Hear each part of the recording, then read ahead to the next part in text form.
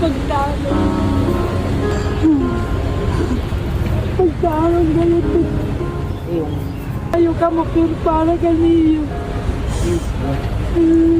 Bye, ma'am. Bosti.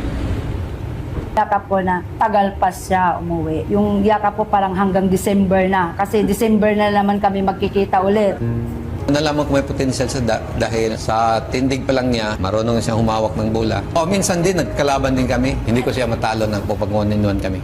Can open doors to greater opportunity. Hanggang sa lang ako, regional. Sabi niya, sige pa. Simula na hindi mo naabot, pagpatuloy. Kasi pangarap lang talaga niya makapaglaro ng UAP. Baka lang araw maging ABE. Nasa province o kilang bukid lang is makapaglaro na sa mga UEP games. Na-miss ko siya, tinatawag akong pa. Ganun.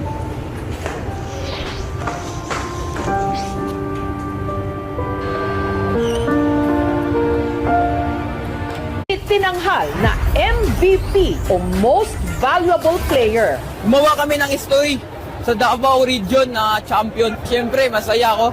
Masaya kaming lahat nasa team. Our hero, our local sports icon.